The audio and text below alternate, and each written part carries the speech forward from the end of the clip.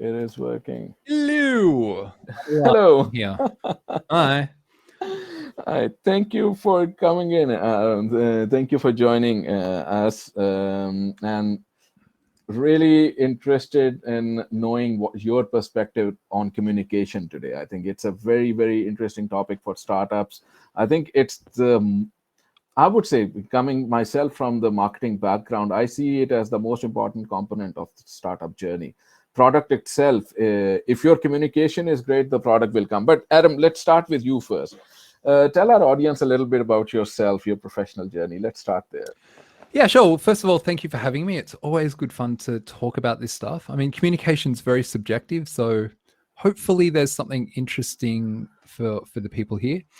As some of you might have picked, I've got an Australian accent, so I was born and raised in Australia, which means that I'm very open to interruption. So if you do have, just pop them in the chat and I can answer them, as we go through. My background's in design. So I started off as an art director and designer. You quickly realize that if you love design, you need to get quite senior. So, you need to move into a more senior position where you can kind of impact more things and talk more about ideas and slightly less about fonts and all that kind of stuff. So I started my career in Australia. I worked on Ford, General Motors a lot, Coca-Cola. So I worked for really big global brands. And this is kind of 15 years ago when budgets were big and the world was a slightly different place. We were fighting a war on terror and drinking soda like it was going out of fashion. So it's a very different world. And from there, I kind of started working with CRM and social came along, so etc. From Australia, I went and worked in Paris, in France, which is a great thing that I can recommend to everyone. It will make you appreciate Swedish life a little bit more. So it was really good fun.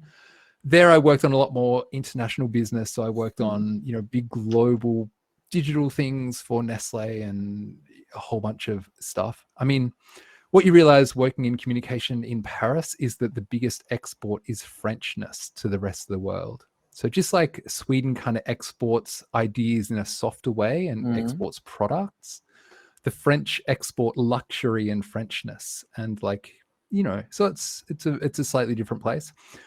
Then I've got a Swedish partner and ended up in Sweden, didn't want to go back to Australia. And I was lucky enough that throughout my career, I've always been working professionally and teaching. So I started working at universities in Australia. I worked at schools in Paris, and finding a home at Berghs was a really nice place to bring it all together. Okay. It's not it's not an especially unique story, but it's nice to experience how things happen slightly different in a few different places. Okay, very interesting. So Australia, France, and Sweden, and then big brands, and then to CRM, social, digital, teaching. So I think that's lots of dots. Yeah. It So, makes it hard to explain to people, but it's kind of nice to do a lot of things. I guess if you have a startup, you know what that feels like. But what attracted you to advertising or the creative side? What pulled you in? Yeah, I mean, it's one of the few places where you get a budget and paid to actually have ideas and to have a bit of fun. So it's not often you get paid to think for a living, or if you do, you're in a research capacity or you're labored with big projects, but it was nice to be able to have ideas, execute quickly, and kind of get it out to the world. So I appreciate that bit.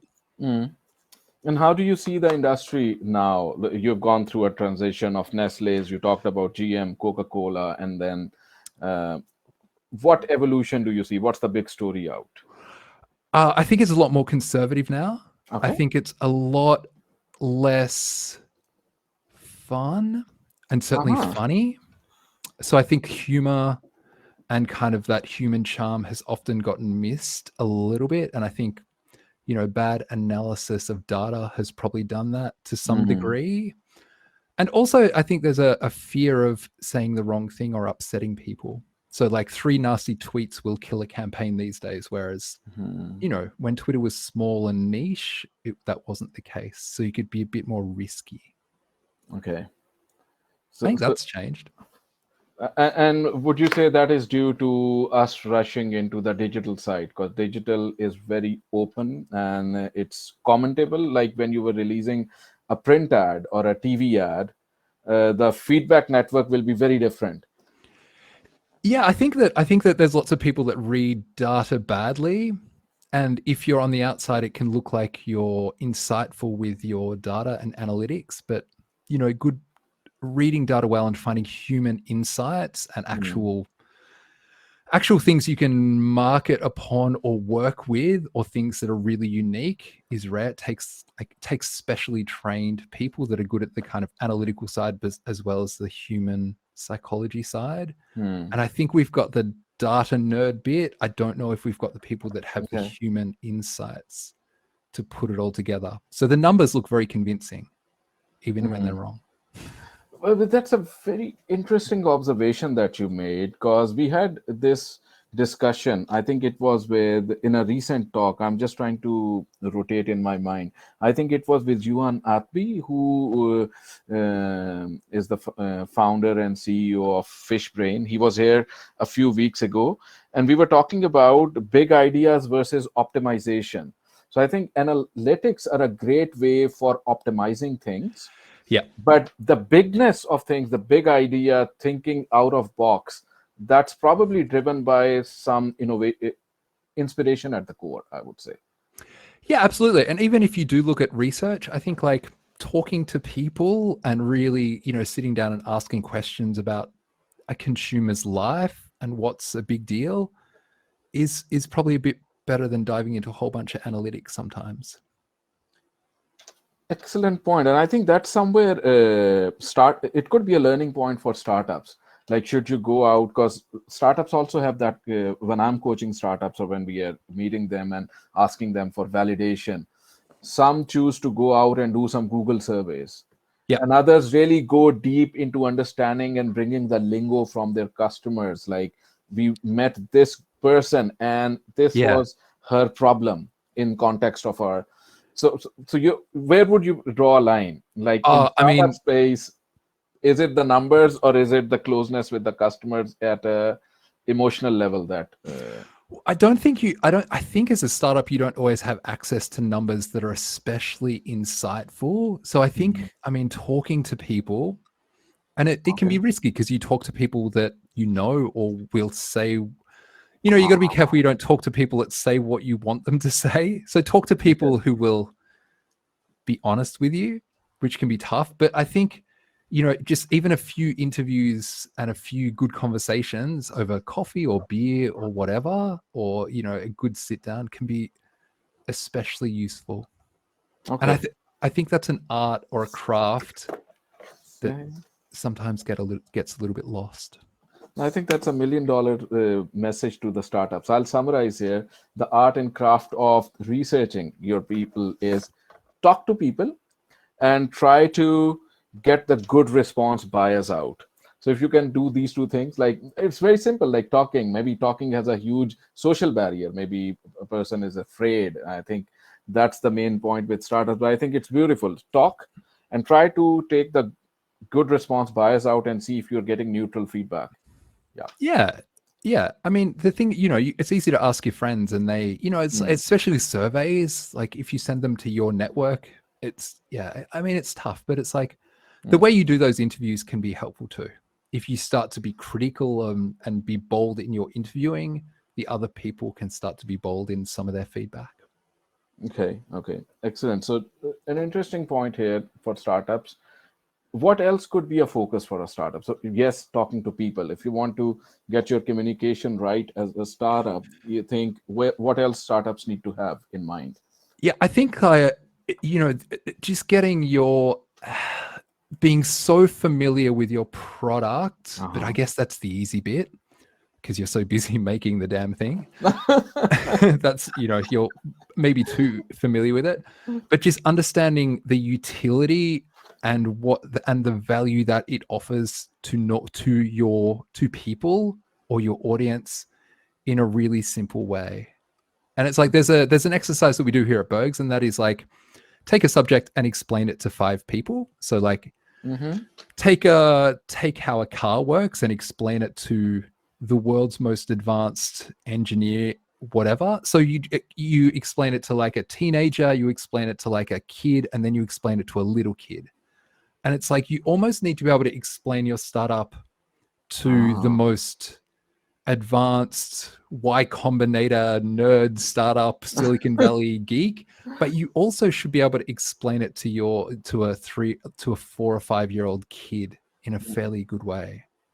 Okay, I think that's also very interesting advice for startups. Like, yeah, got it. Yeah, because I think they get the middle and like they get experts in, but it's like simplifying it down to the core is pretty critical. Okay, got it. So, Adam, let's move to Berghs a bit, if we can. What do you do? What does Berghs do as a like? What's its specialization, and how does it work in Sweden and all? Yeah, I mean, I'm really lucky that I'm an outsider, so it's good to see Berghs from an outsider's position because I think that really helps. I mean, we're a really pragmatic communication school, so we're a school that's fairly small. We have a good reputation in Sweden and internationally, which means we attract high quality talent on both sides of the Zoom call or whatever.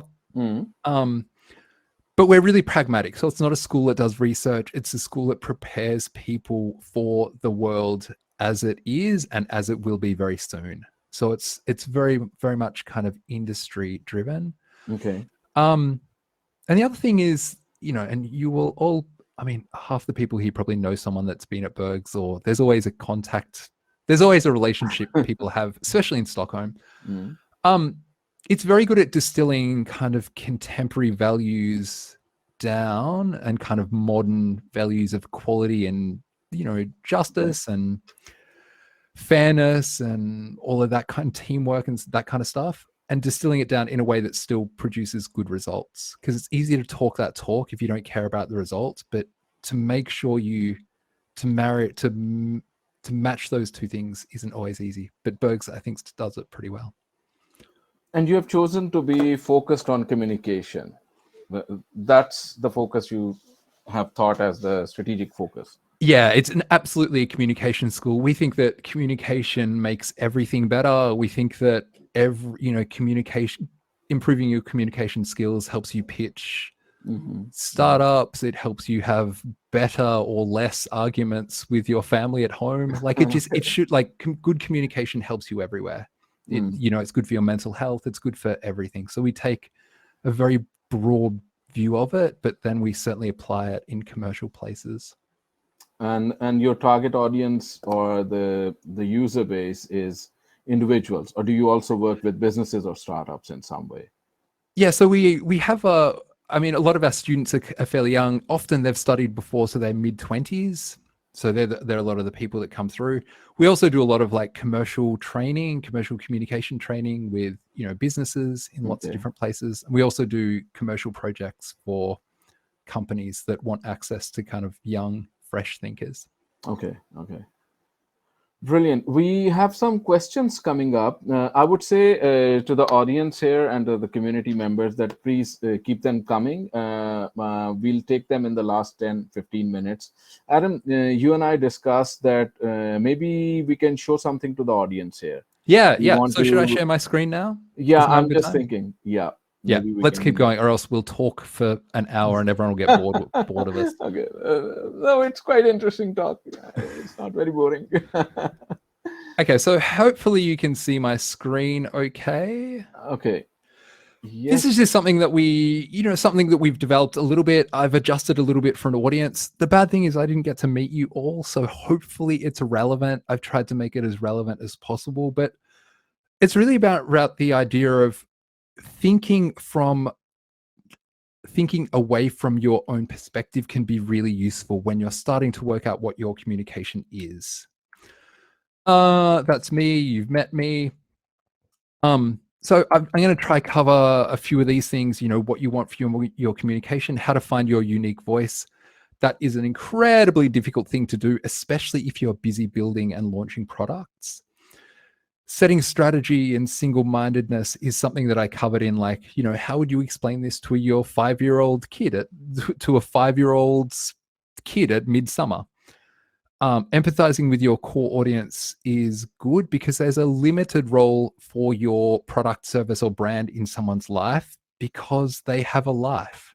They don't always want a relationship with something else. They just want to get stuff done or get the good bit and get out of there. It's very easy to get lost in a noisy world, especially if you don't have Coca-Cola's marketing budget. That can be a really good thing because a big budget can make you a little bit lazy. And then we'll just run through a few lessons at the end. But really, I mean, we think that there's a bit of a process here, and that is like a lot of startups get a little bit stuck about talking about the need state of their thing, product, service, whatever.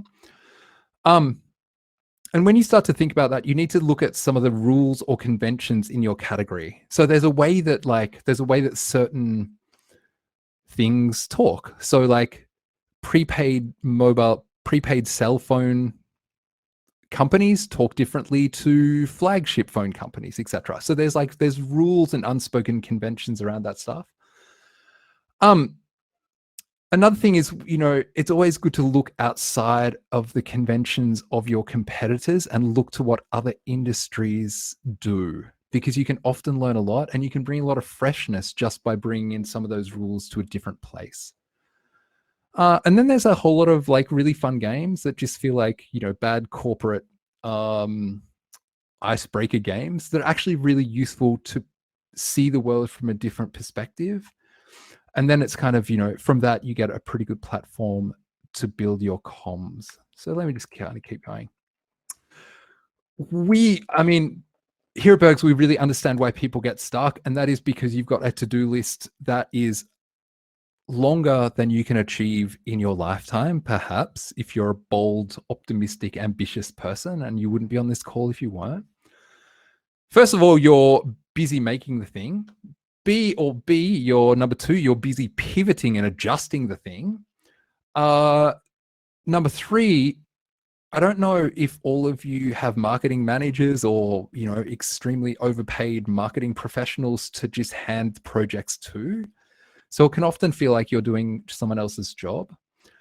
Then it's also really tough to know how effective that is, even if you do jump into the world and start communicating. So that can be really tough. Often startups have a hard time communicating beyond the core qualities or core benefits of what they offer. So they're really product focused, and that can be useful, but it's easy to get stuck in that. And then after all of that, everyone here wants to see their family, have a vacation. So the communication can often get pushed to the end of the line. And also it's very easy to think if you fall in love with your startup, that the world will see the beauty and genius of it. So there can be a little bit of that bias as well. One thing that we really use a lot, and that is like, people talk about strategy a lot. It means different things to different people, but there's one little tool that I'm going to share that we find incredibly useful here. It is good because it is simple, and it is good because it is flexible, and it's really a 4-point kind of diagram. And we do this internally and externally a lot. But really, when we're trying to work out what a strategy or an approach to communication needs to be, we look for the human problem behind the business problem. So, if you look at Spotify, the problem isn't that people can't find music. Music was always online. Music's been in all of our lives all of the time. The human problem is that people think that they're missing out, or that there's great stuff out there that they're not getting to. So this kind of sense of FOMO really drives a lot of streaming services. So you start to see the problem behind the problem. Then an insight is an unspoken human truth that sheds new light on the problem. So that can be a really powerful thing to get. I'll try and run through some examples of some of this stuff later. But that should really be something that is separate from your organization a little bit. The edge is what is something that makes you unique or motivating in people's minds. So that is like in Spotify's case, it is 60 million songs, all available at a tap of a finger, etc. And then what happens is if you can start to bounce those three things around in your head, you can start to find a link between the human problem, an insight in the world, and something that's unique about what you do specifically, and turn that into a strategy. So this is by a guy called Mark Pollard. You should go jump on YouTube if you want to learn about this in more detail, but we really start as a 4-point to get communication right. And it's like, the good thing is you can do it you can do it on a junky piece of paper in 10 minutes, and you can do it 10 times in a week. And we think that's the simplest and best tool for getting some idea of what you really offer the world. And that can be pretty useful, especially if you're stuck in your head building your product, which I imagine a lot of startups are at. Another thing is like, it's always good to think about your product from an outsider's perspective. And then, like, kids are very good at pretending. So like, kids are good at pretending to be butterflies and all this kind of stuff. And it's like, but, adults tend to over intellectualize or feel embarrassed, or I don't know, we have these weird artificial barriers about pretending. So we're not great at pretending, which is really weird. I mean, we've got that intellectual capacity. We just kind of like, we pull our punches and don't really do it as much as we should. There's an old Oscar Wilde quote: "Man is least himself when he talks in his own person. Give a man a mask and he'll tell you the truth." So the idea that pretending and being someone else, allows you to get closer to the truth or closer to reality is really interesting. So pretending, we're going to talk a little bit more about soon. But the other thing that you need to bounce off of is the fact that no matter what product you're building, yes, Dorian Gray, excellent. Yes. Yes, we can stay on this call and talk about Oscar Wilde and Dorian Gray for a long time. I'm a huge fan. No matter what you do, you're stuck in a cliche. So if you launch a music streaming service, as cool and revolutionary as you are, there's a whole lot of visual language and communication conventions that are around that. A no-brainer one is to look at financial products. Banking's gone from something that you walk in and line up for to something that you tap away on your phone. Always, like, it looked like this. It was old buildings that looked safe and secure physically, perhaps. It was handshakes. It was, a richer lifestyle with a Visa card, etc. It was lots of blue, because blue is like more conservative and safe and trusting. And in the old days, you didn't want to get robbed, etc. And now, so that was the visual language and the semiotics and cliches of banking in the old days. And now we live in a new world of Klarna, of, showing UX very directly, of, showing the bad side of life, etc., for insurance agencies. And then everyone just wants to show you their app. So we're stuck in this different cliche. We've gone from expensive real estate cliches to like UX ease of use cliches. And so all of a sudden, it would be very easy to launch a financial product and feel like you're compelled to show that stuff a lot, So it's very interesting to think about the world that you're launching into. So, the old school world was personal relationships, big expensive buildings. The new one is like how it enables your lifestyle, how your smartphone is a part of your lifestyle on the go. And they're both kind of boring cliches in a different way. So, and the reason why that happens is people are pattern machines. We learn the conventions of like what a car ad is. A car ad is like something where if it's a Volvo driving through the snow, or or an Alfa Romeo flying along the Amalfi Coast, like there's patterns for this stuff because humans like patterns. We want to know kind of what we're consuming.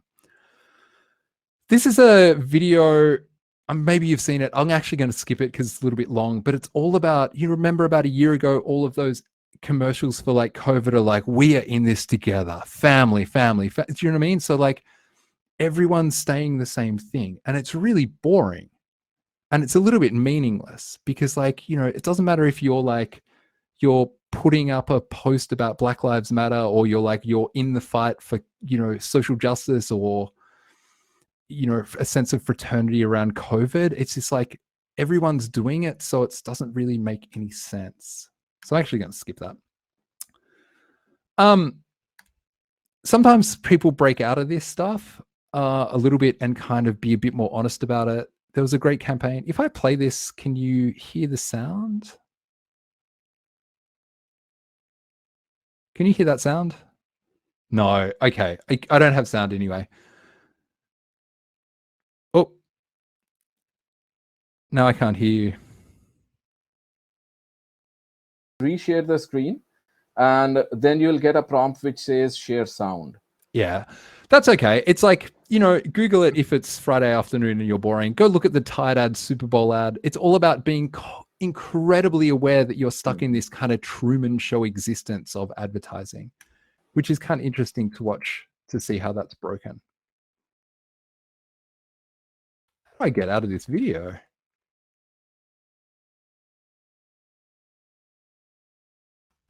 Oh, no, I'm stuck in a video. Wait. Just click on the the arrow button somewhere. Page down. Okay, cool. Can you still see that? Yeah. Get okay, us cool. out of here. Okay. So all of a sudden we live in a world where, especially if your budget's small and your industry is expecting you to talk a certain way, you're going to get lost and you're going to get ignored because even if you're, I don't know, it's just very easy to get lost. So the one thing we really encourage people to do, and that doesn't matter if they're like incredibly motivated full-time students here or businesses big and small that we're working with, and that is to kind of get out of there and get a new perspective. So, and that doesn't matter if you start to think as becoming an organization or a person or a customer or a friend or an enemy. But it's very interesting to start to think along those lines. Starting as a person can be a really useful thing.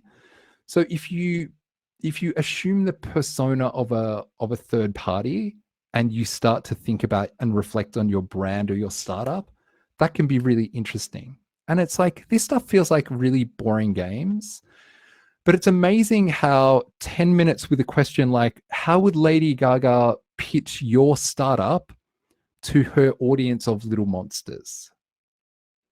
So like all of a sudden, like that just seems like a slightly BS thing to do. But as an exercise, it's definitely worth 5 minutes to be like, okay, I'm actually going to write 5 things that might be useful here. Howard Slatton, what would he demand of your customers? So like maybe you can be bolder in what you demand from your customers. Maybe that would be an interesting thing to do. Maybe you're a part of a movement or part of you're rebelling against something. That can be a really interesting perspective. How would AOC nudge users to be better? So like how would someone that was looking at value beyond just like shareholder value and look at kind of stakeholder value better? So how does your thing nudge people to be better away from your business or away from your startup? Like what kind of lifestyle things does it also enable? That also can be a really interesting perspective to look at. You don't have to like these people to do this exercise. In fact, it can be kind of a bit more fun if you're a bit critical or cynical of it. And then like, what would Alfred Nobel how would he celebrate your best ideas? So like, if you fast forward this 10 or 15 years, what would a researcher at your company, organization, startup be being awarded or rewarded for? So like some of that stuff can be really interesting to look at, just so that you can start to see what you do in a new and interesting way. People are easy, and you're all smart, so you can move to the next level. How would a very big, slow-moving organization like, one of Sweden's oldest banks, promote your product to their audience? So, like, what would the slow, conservative, risk-free thing to do be? And that might be a good way to work out what not to do, but it can also give you lots of little insights. What would happen if your startup was actually just for 6 people in a very unloved corner of a Google complex B? How would they launch and test the thing? Like, Google are pretty famous for not taking anything serious that doesn't have a billion users, which is a weird thing to say, but like, it's only when like Google Maps gets to that size that it gets taken really seriously. So how would they kind of bootstrap it, etc.? How would Volvo, who is this crazy mix of like old school safety and new school technology and kind of environmentalism, how would they frame your thing as a careful decision? So like, Volvo do a lot of advanced stuff. A lot of it's technologically driven. I mean, these are the people that invented the seatbelt and were the first to kind of get on board with airbags in a serious way. How would they pitch something that was quite bold and quite new as something that was a very careful and kind of no-brainer decision? So some of that stuff can be quite interesting to look at. And then just like, the old kind of design thinking thing about empathizing and being your audience is something that's really, really important as well. I mean, what does this woman want from you? Like, if she is your customer, what does she want? Does she want to just solve a problem and then just get back to her Instagram feed? Does she want to go hang out with her kid? Does she want to go walk in the forest? Does she want to learn more? I think that can be a really interesting thing. And then like, what's going to help or hurt your relationship? Like, knowing when to talk to people and frequency and touch points and all that kind of stuff is really good, but you can over nurture your biggest fans sometimes. So it's like knowing when to get in the way and say something or offer something or offer utility can be really useful, but knowing when to shut the hell up is equally as useful as well.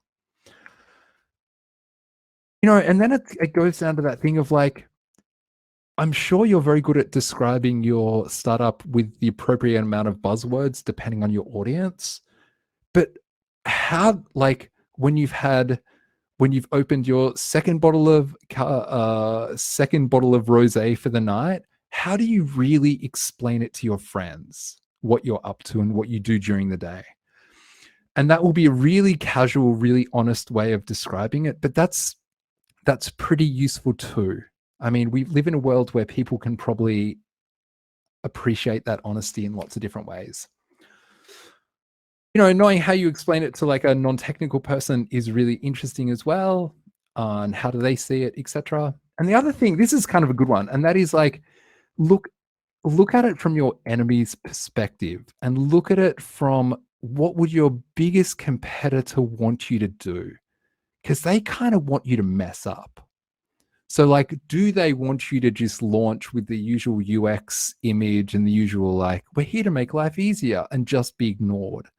So it's like, even if you don't have to put on all these very nice hats, you can kind of be a bit of a jerk about the hat, you can be a bit more of a saboteur. And like, there's lots of people out there that want you to fail. So thinking about like, if you can create the most useless, forgettable path forward, that can also be really insightful as well.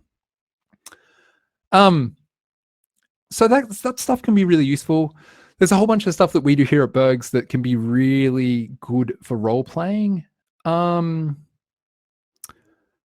this is a little bit complicated to explain, but it's like this is something that David Bowie used in the studio a lot with Brian Eno, and that is just like, David Bowie was very famous for going into the studio and really being hardworking and energetic about recreating his sound and his creative output. So often what they would do is they would set up little scenarios to create music to. So like, instead of just making a great pop song, you've been on a spaceship circling Earth for 9 months, and you need to make a song celebrating New Year's Eve for those that can't be on planet Earth. So it's like all these like weird little role plays are really useful. And it goes down to the idea that if you want your brain to be creative, you need to set the most tight constraints you can build, because you need the tightest things for your brain to draw lateral connections between. And that's where really good communications and really good ideas come from, those really tight constraints. Anyone that's been told to like do something, if there's any designers out there that have been told like, oh, can you design a logo for my new cafe? And they're like, you're like, oh, cool. What do I need to do? They're like, oh, just do what you want. So there's nothing worse than being told to do what you want, because it's your brain doesn't have anything to bounce off. So the more tightly constrained you can do things, the better. If you don't want to get all David Bowie on this, you can just like find a website that gives you a random word, or find a dictionary. So like, it's all these things about like, take a random word and see what it would mean to your communication for your audience. So you have to make sure that you include truck in a concept. You have to include Thailand in a concept, a horse in a concept. So there's all these ways of just like, they're all ways of artificially constraining the creative problem and introducing a sense of chance and randomness in, knowing that your brain will make these amazing little links and see the problem in an interesting and new way.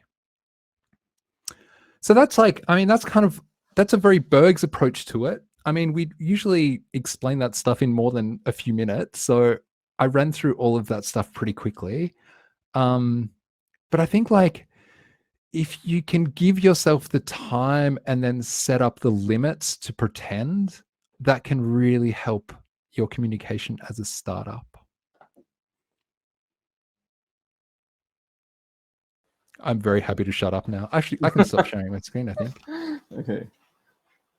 Yeah. Perfect. Adam, that was absolutely brilliant. That's not true. No. This was really, really so good. Especially the last point. I think it summed it all up when you said that you need to really, really constrain everything. Yeah. My mother put one thing around that. She said, the more you are constrained with time, the faster your output and the better it gets. So I think kind of putting a box around you and forcing yourself to break that. Yeah. That's really and it's really fun. Like you can, the bad thing about working out your communications is that you suck a lot of the time. So a lot of the time you'll have bad ideas or things that aren't finished. But if you can find a way to enjoy the process of getting a little bit lost, that can be good. And I mean, talk to people, give yourself time. And your example on the cafe was very good. Like if you're going to make a logo for cafe and somebody says, no, you can't show a cup, there can't be coffee in it. The word cafe should not be there, or coffee should not be there. You can't show people.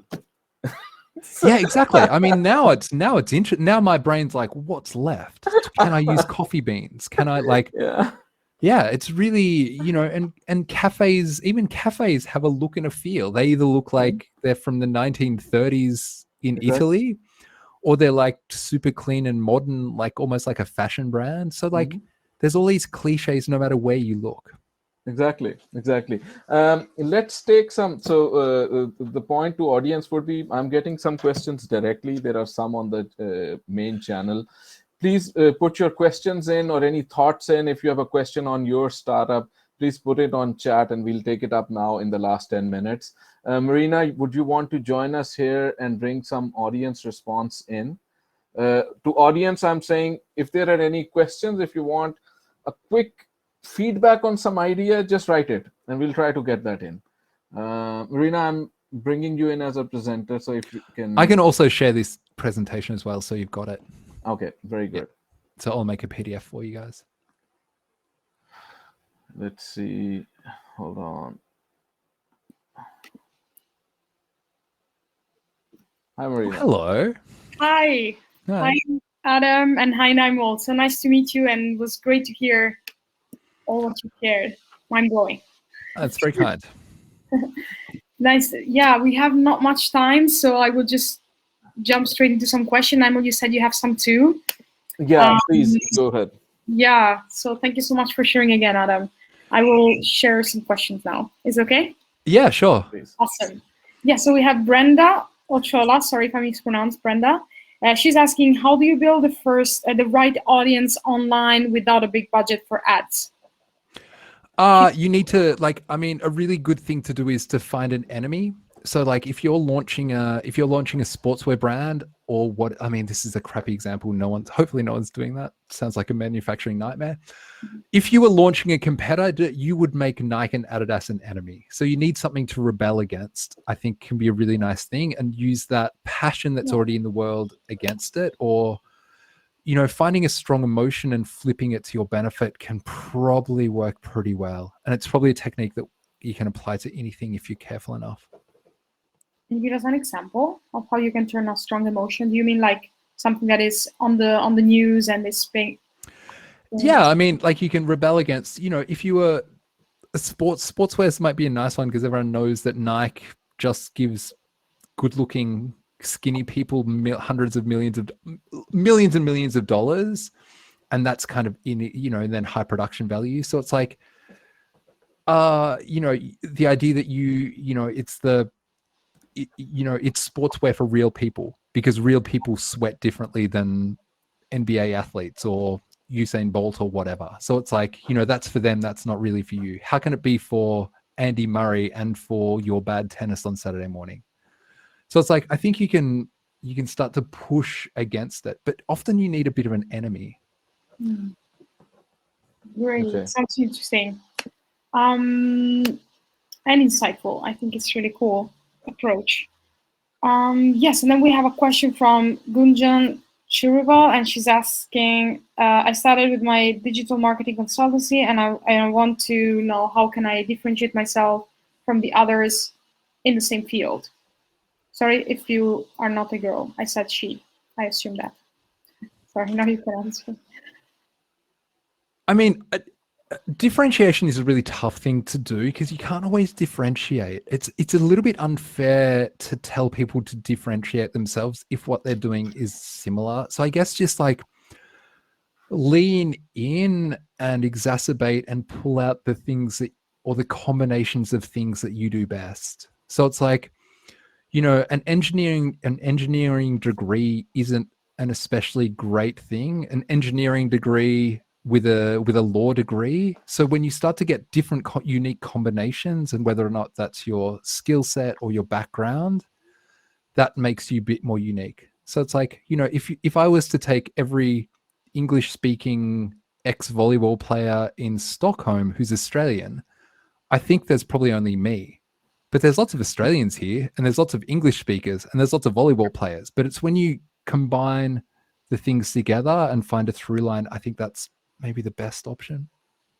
Super interesting. Yeah.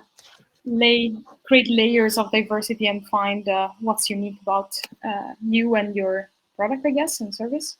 Yep. Then, yes, we have another question, again from Gunjan, and which is asking, are those what you just showed applicable to company dealing with a physical product, such as sustainable fashion accessories? Are those sorry, maybe I misunderstood the question. I think that advice kind of holds for everyone. It doesn't really matter if you're an online service or a digital only product or a physical product. I think the way you execute's differently because of those world you live in, but I think the approach can work across lots of different the products, services, categories, audiences, etc. Sounds great. And Okay. actually, that leads me to another question, which is what you shared seems to be product focused. Can we use the same logic, or what will be the nuances for service-based companies? I think, I mean, it kind of works across like all the stuff about how much the audience wants to get involved, needs to get involved, etc. The fact that, you know, it's no one else's, the world isn't calling out for clones of existing things. I think kind of holds to everything. All right. That's great. Then we have one more question, which is from Marco Porvari, and he's asking, what possibilities would I have to learn more of your brilliant positioning ideas remotely? I mean, sorry, what was the question? How do you learn more about it? Yeah, do you have online courses or any way for somebody I mean, you can come to Berghs and give us money and we'll train you, and you can do it that way. I mean, Berghs is a good place to start. We don't have a monopoly on learning this stuff, so it's like you can learn a lot by just following smart people on Twitter and that kind of stuff, and, you know, just doing your own research. There's good online communities, there's good Facebook groups, there's lots of that kind of stuff, but it's really like, so you don't have online courses or? yeah, absolutely. We've got online courses in, you know, strategy, in UX, design, writing, all of that kind of stuff. I mean, we're at Com School. That's a bigger commitment, but like if you want to get up and running, or if you want to work out if that world's interesting to you, you can kind of do it from the comfort of your own smartphone. Awesome. Who's your favorite Twitter account you follow? There's a few good strategy lists that are good. Like Mark Ronson is good. There's a few other ones. I can share a couple of links that I think are pretty useful. Awesome. Okay. There's one question here that Clara asked in the main chat that I really want to answer if we do have time. Absolutely. Yeah. So she said, like, but as a startup, isn't breaking out of the cliche really risky? And I think that's a really good question. It's a question I've had a million times in my life, so I've got a good answer for it. And that is like, I think the risk is being ignored, or I think the risk is being average. So like I used to work on lots of stuff and we used to do research, and we always found that a small amount of things in the world are loved. So if you're Netflix and you make my boring day go away in the at night, like I will love you. If you're Amazon, you deliver stuff. Yeah, there's a few companies that can really be loved. Then there's a lot of companies that are just in the middle, and people feel nothing towards them. It's worse to be those companies than companies that are hated, because it's easy to turn a negative emotion into a positive emotion than to turn no emotion into some emotion. So it's like, the real risk is not taking a risk, because then you're guaranteed to be ignored and to be boring and to be overlooked, you know? So I think that it's riskier not to do it than to do it, because it's the one thing where being conservative is actually a bit of a mistake. Sorry, one more follow-up question to that. How do you relate that insight to Sweden? Because Sweden has a certain approach. How would you, like, if you take a Swedish company and an Australian company or an American company, I think they approach communication differently. There is a lot of safety and norms that needs to be followed in Sweden. How would you say it? Yeah, very good point, because Sweden is very, very structured in its startup building approach. So you need to show milestones, you need to be boxed, then go one careful step forward. Yeah. I mean, all cultures have their own set of conservative cliches. I promise you, like, they're just different. Okay. I mean, they're all kind of, you know, human psychology is similar in lots of places. It only comes out differently because it's kind of extruded through the culture. There's a bit more complacency about being average here sometimes, and it's a little bit of the lagom thing kind of biting you. I think, like, you know, the good thing about Sweden is it's got such a European and international approach with startups from the start, which means that, you know, you don't actually have to play by Swedish rules. You can play by more, you know, Klarna doesn't feel especially Swedish. Spotify never felt especially Swedish. I mean, those things are really Swedish in the fact that they're really highly engineered, smart, fresh approaches. But they feel more European or just like international. Yes, I don't know. I think like Sweden's in a good place where they don't have to worry about keeping, you know, the rules and conventions in the local kind of area. So, if just a follow-up question, just for fun to pick your brain, like you said before, to find the to look at things with different angles. If Spotify was created by I don't know which market you know best, but like an Australian startup team, how do you think it would have been different? It wouldn't have become international, so it would have become the number one thing in Australia. I mean, France has Deezer, and that is like, if you've ever hung out with French people or in France, it's like Deezer is the Spotify of France and only France. And it's like they just see the market. They don't have the imagination that Sweden has, and maybe it's through necessity, but like they made sure that they signed deals with like French telephone companies, etc., to lock up the French market. They weren't thinking beyond that, especially. Okay. Interesting. Yes. Shall we let Adam go, or? Yeah, I'm just thinking. Do we have more questions here? What possible to add on? Actually, there's one thing about, like, if you're selling on social responsibility, do you have some special tips on how to do it or not to do it in your pitch? I'm really allergic to people that just talk a big game without backing it up. So it's like, I think needs to be a certain amount of like social responsibility built into what you do, just because like you're a responsible adult in 2021. Like, I don't think you get a gold star or a high five for like taking that seriously. I think it's how you prove it. And it's like, Black Lives Matter, I think it's a really tough thing to talk about, because I always feel like I'm about to get in trouble for being the whitest person I know. But it's like, every brand said, we support you, this is important, and I don't know what they did after that. And I feel like that's a really shitty thing to do, is to talk about like like put your arm out there for a high five and then not back it up. So I think you just need to back it up through your through your actions. And as a startup, you're more capable of building those values in from the start. Yeah, but I think you make a very interesting point, and I think that's the trouble with impact sector generally.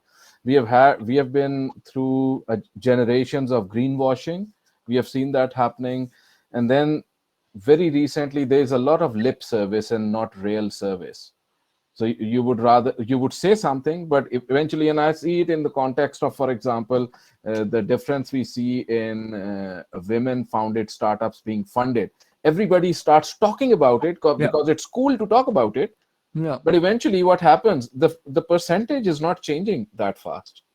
So I don't know. It's So you could speak, but I think action is very important.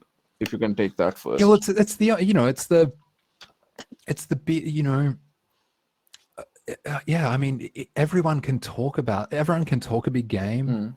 It's like, that's not the hard bit. The hard bit is actually backing it up with some actual behavior or change. And I mean, startups they're in the best position to do it. I mean, if you're Volvo, it's tougher. If you're McDonald's, it's tougher. If you're like a startup, you can build those values in from the start. And that's a very interesting point. Again, if we take one further point from there, it's because the bigger you are as a corporation, the more safer eventually you need to play. Totally. Because you need to guard your assets, you need to guard your revenue. So it's very difficult to take a slanted view on something or break the normal distribution and go on the extremes. and talk about something which is unable to enter here. So, Yep. so I think as a large organization, you will always have, but that, as you're rightly saying, that's the advantage that startups can have. You can operate here if you want to, and then you will move the distribution somewhere. Yeah. Yeah, exactly. And it's like, I think, anything that gives you more differentiation is always useful. Yeah. If, I think that can be a really good thing, but it's like, it needs to be built into what you do. And it's like, I don't think, like, I promise you, the world does not care if you just have the same environmental habits that most Swedish houses have. Do you know what I mean? It's like, it's like, good, you're not an asshole. Like, well, like, yeah, I don't know. I think people, it can be an issue. Brilliant. I think we have reached the end of questions. Teresa has a question. Teresa, I would say maybe reach out to Adam. Adam, if you can put in your email address here or something. Yeah, let me just put it in. It was on my last slide and I didn't get to it. So Adam Horne at Berghs. That'll be great. I'll just need to share a personal experience. There's a startup that I'm involved in, and they got such amazing. It costed us a little bit, but we got such amazing help from Barry's professional teams in terms of how do we need to break into the market. So if you have questions like that, if you have some budget, you could officially approach Barry's. I don't know how they will work, but it's good to raise a question. As a startup, it's good to raise a question and get professional help around. Yeah, and we're also, the other thing is we're also always looking for startups to use as either case studies or real world projects. So we always want to so if you want to, so that can be useful. So, email me is a great place to start. Okay, brilliant. Adam, thank you so much. Yeah, Marina, you had some point. Yeah. Yes, just one question. We had the people from the audience asking if you can share both some Twitter accounts that you think are great and some podcasts. Yes, totally. Somebody, I think it was yours, like Creativity in a Nutshell. Do you have such a podcast? Yeah, so we've got a couple of we have a couple of podcasts. So that we've got a strategy podcast and like a creative podcast. Awesome. So if you can get Adam, if you can send it over to us, we'll do a post-event mail and put the link of the video for this event. Maybe if there is a slide share, we can do that, and any of the tips that are coming across. Brilliant. Adam, I'd like to give a big thank you to Barry's and to you for taking time out for such an insightful session. It's always good fun. It's like, stay in touch. We're around where we will take fika and drink coffee with anyone. So come and hang out with us. Okay. Marina, thank you for being here. Thank you, Startup Grind Stockholm team, and for all the audience who have joined us here. Thank you. And we meet you on next week's B Corps event. Marina, is it on Thursday or a Friday? It's a Friday. It's a Friday. That'll be a very interesting event. And it'll be an interesting workshop. Thank you so much. Have a good day. Enjoy. That's good. That awkward time when the software is shutting down. I know, exactly. It's shutting down. It's like when you say goodbye to a friend and you both walk the same direction.